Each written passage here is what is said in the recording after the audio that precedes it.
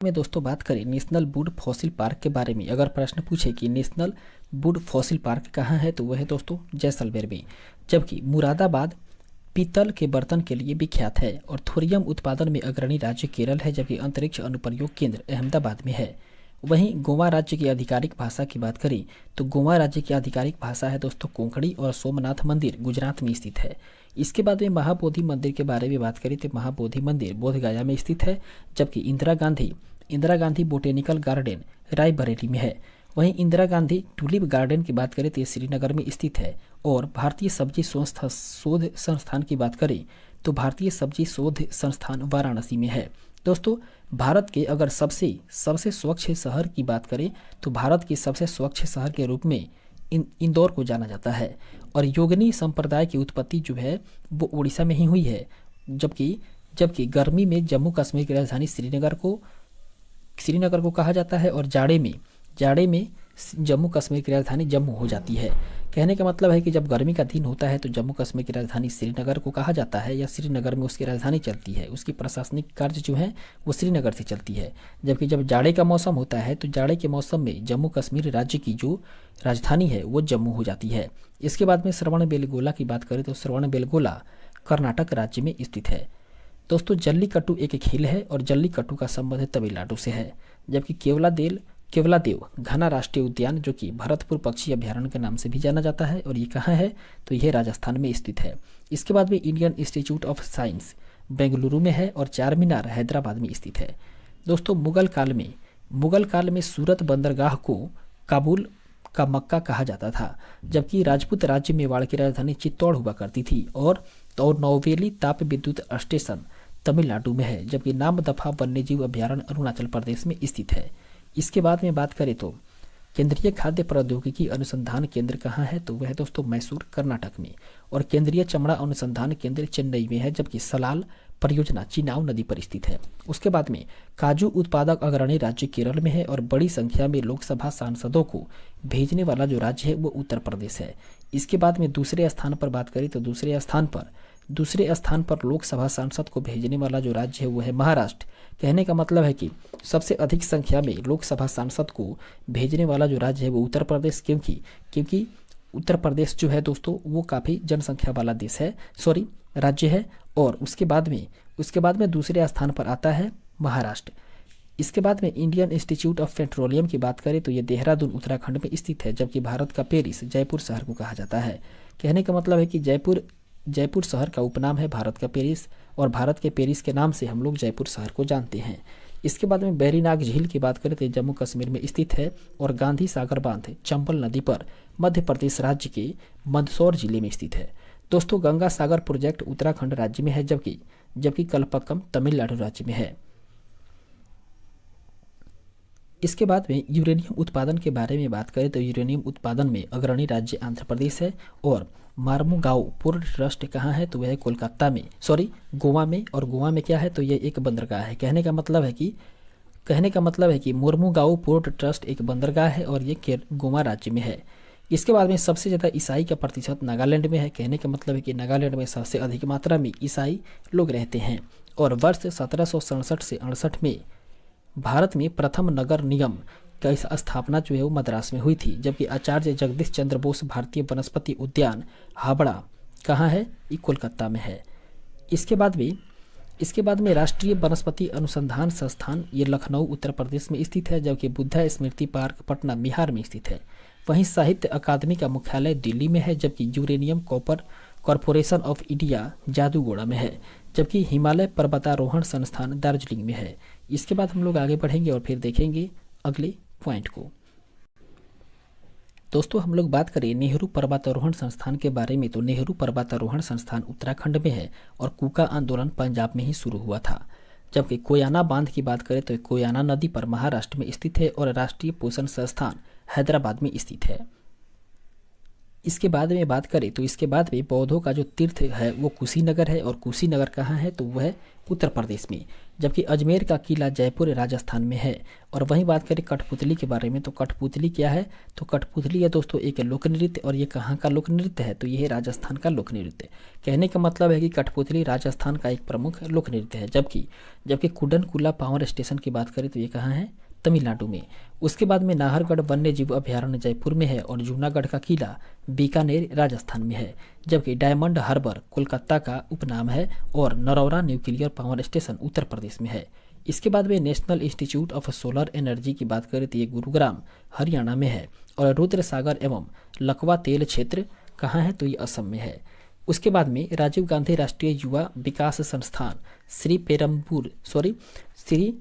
पेरम्बुदूर जो कि तमिलनाडु राज्य में स्थित है। इसके बाद में मानसिक स्वास्थ्य एवं तंत्रिका विज्ञान राष्ट्रीय संस्थान कहाँ है तो ये बेंगलुरु में स्थित है।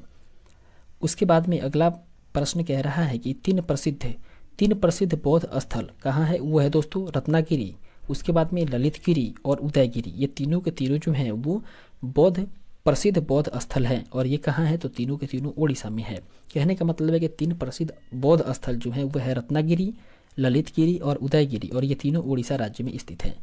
उसके बाद में फिल्म और टेलीविजन संस्थान पुणे में है, जबकि नोकरेक बायोस्फीयर रिजर्व मेघालय में स्थित है।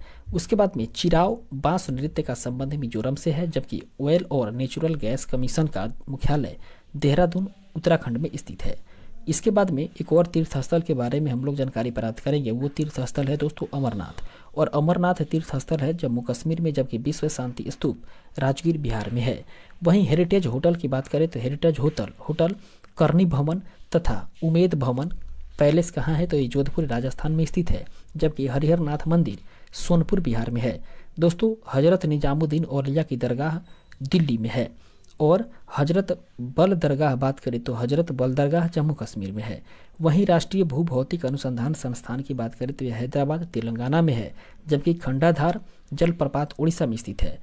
दोस्तों शिव समुद्रम जलप्रपात कावेरी नदी पर स्थित है, और दूध सागर जलप्रपात गोवा और कर्नाटक की सीमा पर मांडवी नदी पर स्थित है। इसके बाद में राष्ट्रीय धातुकर्म लेबोरेटरीज जमशेदपुर में है। दोस्तों निसर्ग संरक्षण प्रतिष्ठान कर्नाटक में स्थित है, जबकि रामबाग पैलेस जयपुर राजस्थान में है। इसके बाद में महाराजगढ़ का किला जोधपुर में स्थित है, और माउंट आबू राजस्थान राज्य में स्थित है। इसके बाद में बात करें तो जैनों का प्रसिद्ध पालिताना मंदिर गुजरात के भावनगर जिले के शत्रुंजय पहाड़ी पर स्थित है।